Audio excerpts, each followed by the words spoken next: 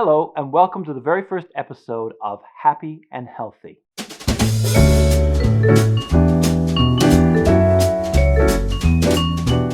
Hi, I'm Jeremy, And I'm Faith. and we are so excited to have you here today. This is the start of something new. It's a beginning, it's a brand new journey. We decided that this year, one of our focuses was going to be to improve our health. And we know that we're not alone. There's lots of other people out there who are like us, who want to see themselves as healthier by this time next year than they are right now. And you may actually even be one of them. Now, this isn't an easy task, No. is it?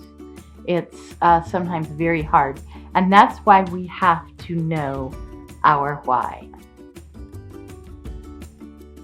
If we know our why behind getting healthy, it can help bolster us when we're having a hard time or wanting to throw in the towel. Yeah, and that comes with any habit, actually. Anytime you're trying to establish something new, you're trying to get some things going, you really have to have that why to come back to and say, yes, this is why I'm doing this. We have 4 kids and their families and 7 grandchildren. We have been really, really blessed. And that's definitely our number one why. But, it's more than that for us as well, because we've always been the kind of people who know that we have been called to make a difference in our world. And if you're not healthy, there's no way you're going to be able to make that difference. And we don't want to just kind of give up being able to do things and be a part of things because our health has stood in the way. When I had meningitis this last time, a lot of health issues kind of came to the surface, came to light. And because of that, the doctors have been telling me for a little while, you should really lose weight. The last time I had an in-person visit with my doctor, I was sitting there in the chair and he told me to go for a walk every day. Yeah. But he told me to treat my walk, which is awesome advice, treat my walk like when I take medication. But the next thing he said, and he said it, he wasn't trying to be malicious. He was so gracious. He was so kind. But he said, if you do this, then you can maintain your weight. And you might lose a pound here and there, but you will be able to maintain your weight. And suddenly I thought, he thinks I'm not going to lose the weight. He thinks I can't lose weight or I won't do it. And something in me rose up and I thought, I am going to show him that I can do it, that I will do it, that it is possible. The other thing was my son and I were sitting around the table in the kitchen. All of a sudden, he looked at me and his eyes got wide and he said, but Mom, are you going to be alive when I'm 40? And that was really sobering for me. And at first I thought, well, of course I'm going to be alive. Like 40 is really young. And then I thought, when he's 40, I'm 82. Because I was almost 42 when I had him. So it was just this really sobering thought that I needed to make better choices for my life. I needed to do better with taking care of my body so that I am alive at 82.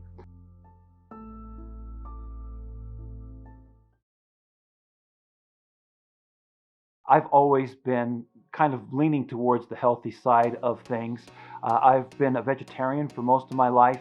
I was eating plant-based foods before it was something that was popular for people to do. Faith was always asking me what were these things that I was bringing into the house. When we had the Edge team, I felt that fitness was really important, and we made sure that everybody was at optimum health when we were traveling overseas especially. Now, that doesn't mean I hate meat eaters. I just felt that that was a healthier way for me to live my life and healthier for my body to actually function in that way. I got a call from my doctor after a regular blood test, and he told me he was concerned about my sugar levels. And when he told me what they were, I knew that they were much higher than they should be in my blood sugar, and I needed to do something about that. And so that really kicked me into action. The 6 months previous, because of all the COVID and everything else that we've been going through, all that stress, I'd kind of shifted my focus and just kind of gone with what was easy rather than what was something that would have been healthy for me to do. And that little change had made a big impact in my life. And if that little change had made a big impact, then what would it take if I made that little change back again? One of the things is that we're not athletes.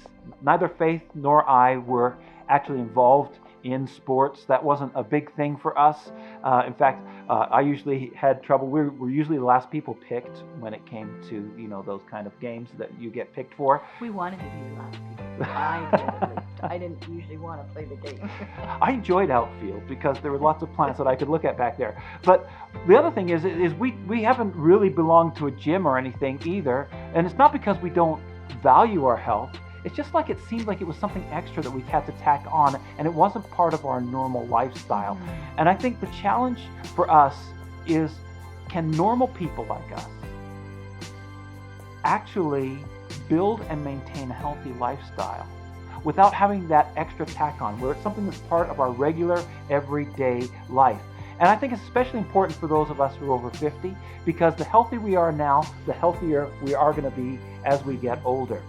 And I think it's really important that we do that. I think the other thing is we haven't really focused on the whole idea of losing weight. Right. It isn't, the losing weight isn't the whole picture, right?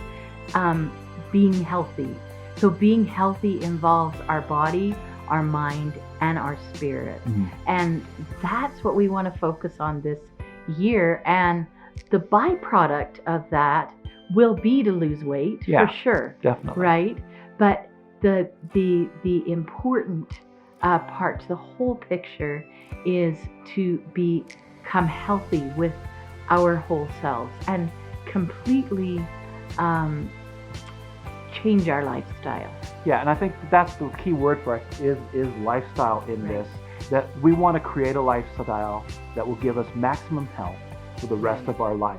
So it's not going to be something with just an end. When you're on a diet, you kind of get to your goal weight and it's yay, and then you kind of relax everything, and then all of a sudden you're into that kind of seesaw thing of getting gaining weight, losing weight, gaining weight, and we've both been through that whole kind of a thing because our focus was in the wrong place. We don't want to just do this by ourselves. We think it's really important that we have friends that do it with us. We want to try it. Yes, and we've been doing it together, and it's been really helpful for us. And we want to invite you to join us on this journey. And there's some real simple ways that you can do that. First of all, if you look in the description below, there is a link to a Facebook group, and there's a link to join our mailing list, which we're going to start sending out a newsletter every week beginning in March, which we're looking forward to. We've got some really good ideas for what we want to do for that. And then the other thing that you can do is hit the subscribe button and make sure you click that little bell so that you get a notification every time we put out a video. And that's going to keep you connected with us and keep us connected with you. And we got one more thing that we want to do. The question of the day. Yes. Right? And today's question is? What is your why? And we would love to hear what it is that's motivating you. If you could just leave us a note in the comments, we would love to hear from you and hear that you are going to be part of the journey and what's motivating you. So that's all for this week. Until next time, stay happy, stay healthy, and we will see you in the next video.